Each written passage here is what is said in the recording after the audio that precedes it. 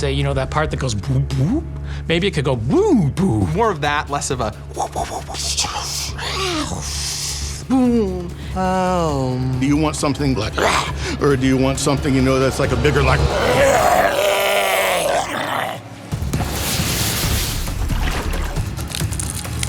I love this stuff.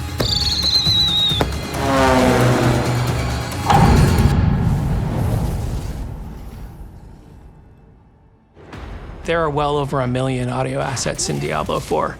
At any given moment, there could be over 100 sounds playing. waterfalls and foliage sounds and wind, footsteps, wildlife, armor moving around. The monster sound. A fireball or an ice orb.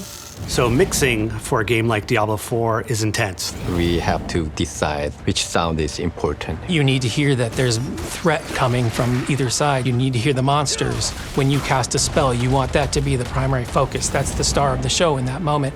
A big rare piece of loot pops out that you've been grinding for 2 hours straight. You want that moment to be like, wow, this is just the coolest thing I've ever heard. The different elements push and pull and move out of the way of each other in a natural way that builds up together into the entire sound of the world of Sanctuary. We make sounds for the things that doesn't exist in real life. You could have this really cool, scary looking monster, but what does it sound like? You want to give it feeling, you want to give it life. How do you make a ghostly fireball sound? Or there is this wall of just air coming up, but in the game it acts as some sort of barrier. How would that sound like? How does that sound like when you have to keep it on screen for a long time, or you have 20 of them on screen? We help convey game status, emotional information, as well as just giving you that visceral feedback. This will be number 15. Oh, Mike. Oh. We can do a really good job of recording things in the studio, but nothing sounds like something actually happening. It's the raw audio recordings that we use to build up our sound design with. It's the layers, it's the building blocks of sound design. It's probably one of the most inspiring things we do, is getting out in the field and recording our own sounds. I'm a sucker for anything loud. So yeah, I love explosions. We did recently do a recording session with a bird cannon. You essentially hook it up to a propane tank and it just makes giant loud blast to scare off birds off your crops, but you know, it's perfect for instant explosion sounds. So we get these just awesome initial blast and then you hear the report of it kind of coming off of the mountains through the canyons. For some of the big explosion-y moments, you know, we have that layered in there along with some of the wispy magic stuff. We were out in the desert. This place is so remote that all of their groceries and even their mail are flown in. And we heard this prop plane come in and landed in this airstrip. That's a moment where the opportunity presented itself and we took it and he agreed to let us record the plane. You never know that a plane engine might sound really cool under a growl of a monster. That's the most fun for me, is the unplanned moments that are really serendipitous and exciting. What do we need? Oh, we need some gore. Okay, so we'll go to the grocery store and we'll get like all sorts of tomatoes, cabbages, carrots, celery, yogurt, things that should never be mixed together, and we'll bring it into the room. Can I have some pasta, sir? It's so fun. The room smelled so bad. And you know, we put it on different surfaces so it has different textures. We experiment. Hey, let's just see what happens when we put all these vegetables together and hit it with a hammer.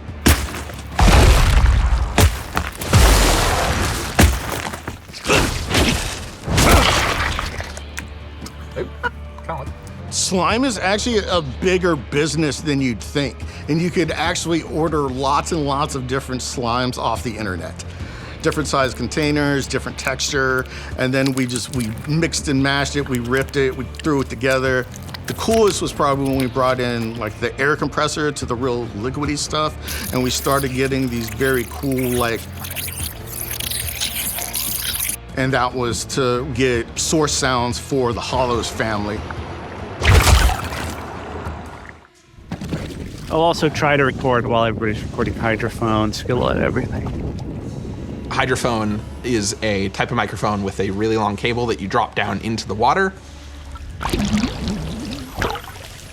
And the crazy thing about water, too, is that sound travels just way, way farther than it does in air. So we might be half a mile away. The dolphins are over there, and you'll still be hearing them on your microphone because the sound travels that far. It sounds like there's 3 whales a little farther that way. And then there is a larger pod of dolphins out there, too. We stumbled across some sea lions that were on a buoy, and they were making crazy guttural sounds. So we stopped the boat, turned it off, just recorded as much as we could.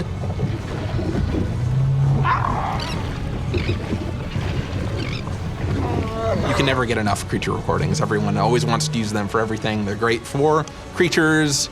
They have a bunch of character to process them and use them in spells. You can stretch them out and turn them into ambiances. It's the evergreen well of awesome sounding sound source.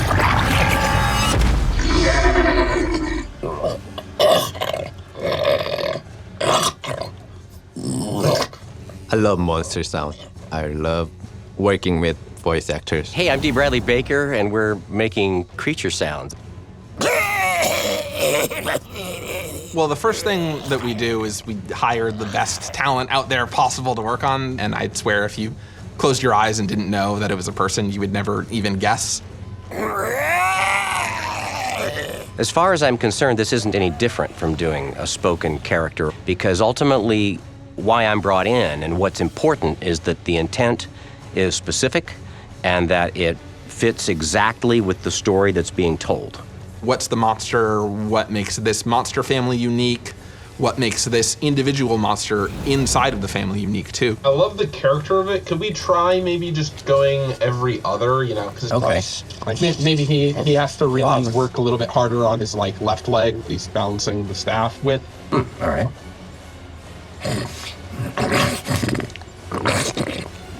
And we also take the creature exertions, we'll process them, mix it with maybe animal sounds, make them sound even more monstrous, and push it to another level. We aren't going to know what it's really going to sound like until we get it into the game. Most sounds aren't just like a single thing. They're built of smaller pieces we usually refer to as layers. Whenever a player's crashing into a barrel, is that barrel really going to sound the same every single time, or is it going to sound different every single time? When that barrel, for example, falls apart, we probably just made the sound for the wood pieces cracking and falling, and the sound for the metal. The game itself has the individual pieces depending on how they interact and collide with things in the world. That actually makes the final sound. And we go into each one of these layers and randomize the pitch, the volume, even sometimes give it some delay. And you play with all these parameters for all these different little sounds, and it'll sound unique and different subtly. Like you just get these really magical experiences. The UI of Diablo is this dark medieval feel to it. It's metal, it's rock, it's very gothic. A lot of information in the game is communicated via audio. Something good happened, or maybe you failed a mission. These different sounds need to communicate those emotions in a way that the player can easily understand. And a lot of visual systems don't sufficiently tell you what you need to know. One of the things that really drew me to the Diablo team to begin with was opportunities for accessibility. Allowing certain audio systems to be turned up or turned down is really helpful, and I wanted to make sure that the game experiences that we produce set a high enough quality bar that those people can experience the same game and walk away happy. Salvage item. Accept. Aspect upgraded. The goal for localization is, of course, having the player be able to play the games in the languages that they understand. Take a chance, wanderer. Che il padre ti porti fortuna. Anything that is spoken gets localized. Is it justice? Justice!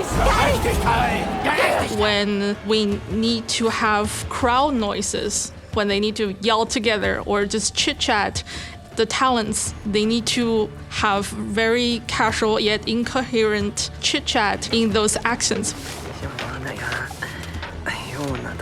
When I feel like I've won as a sound designer, it's when you don't notice anything at all. You are completely connected to the character you're playing and the world that you're living in, and you're not questioning any of it. We collaborate on what the moment needs. When the player can close their eyes and you can tell them a story without seeing anything, I think that really is something special. I want people to like wince at it and be like, oh, that's so disgusting, because that's what I did whenever I made it. If you put it on mute, I don't think you get nearly the feel. You can see like the jaguar jump down and it looks like it does like a circle in the fire, but once you turn it on and we have like this giant roars and thunder strikes and flamethrowers going on, and then that's all combined into this one spell, and it all just completely seals the deal.